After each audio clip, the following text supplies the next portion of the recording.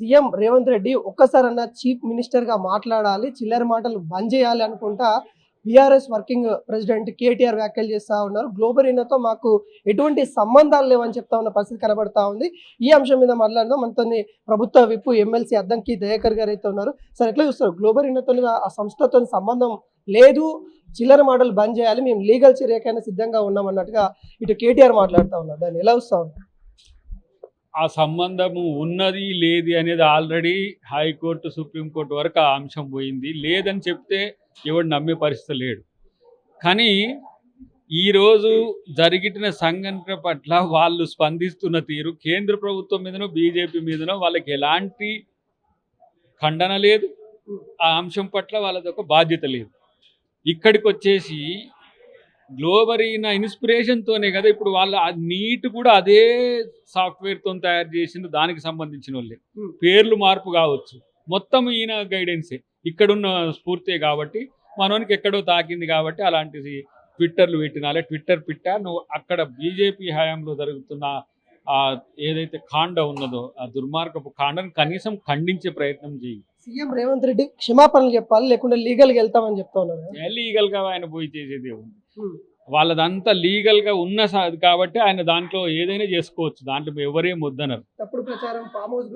తప్పుడు ప్రచారానికి brand ambassador మనోడు ఎవరు కేటీఆర్ కాబట్టి ఆయన మాటలు ఎవరు నమ్మరు, ఆయన ఎవరు పట్టించుకోరు. ఎక్కడో లీకులు ఏంది, ఇక్కడ లీకులు, ఇక్కడ ఇంటర్మీడియట్ బోర్డులో జరిగిన లీకులు మర్చిపోయింది అప్పుడే గజినా. ఇట్లా 27 మంది చనిపోయిండు. 27 మంది చనిపోతే కనీసం ఏ రోజు చనిపోయిన వాళ్ళ కాడికి పోయి భరోసా ఇచ్చే ప్రయత్నం కూడా చేయని వీళ్ళ విద్యార్థుల పట్ల నిరుద్యోగుల పట్ల ఏదో ప్రేమలు ఉన్నట్టు నటిస్తే ఎవడు నమ్ముతాడు? ఖచ్చితంగా ఈ అంశం పైన బీఆర్ఎస్ వాళ్ళు కూడా చాలా ప్రెస్ మీట్లు పెట్టేసి ఖండిస్తూ ఉన్నారు. అంటే వాళ్ళు తప్పు చేయాలని బలంగా చెప్తా ఉన్నారు. మీరేమో ఈ గ్లోబల్ ఇన్నర్‌కి అటాచ్ చేసుకుంటూ మాట్లాడుతారు. ఇప్పుడు ఈ ప్రభుత్వ హయాంలో ఏదైనా అవకతవకలు జరిగితే ఎవరిని అంటారు? మరి మీ ప్రభుత్వం హయాంలో 27 మంది తప్పుల తడకగా ఉన్న సాఫ్ట్వేర్ను నీ రాజులకు సంబంధించినది అది నీదని చెప్పి బయటికి వచ్చినాక ఆ రోజు ఖండించారు, నువ్వు ఈరోజు ఎందుకు ఖండిస్తున్నావు? 27 మంది చనిపోయిన దానికి సంఘటనలు సాక్ష్యం లేవా? నీ ప్రభుత్వ హయాంలో చనిపోయిన దానికి సమాధానం చెప్పు. ఈ ప్రభుత్వ హయాంలో అట్లా ఏదైనా జరుగుతున్నదా? పేపర్ లీక్లు ఏమైనా అవుతున్నాయి? ఆయననే కదా అప్పుడు లీక్ వీరుడు అని చెప్పి ట్రోల్ చేసి చాలామంది. లీకులు మీ హయాంలో జరుగుతున్నాయి, మా హయాంలో జరగట్లేవు కదా.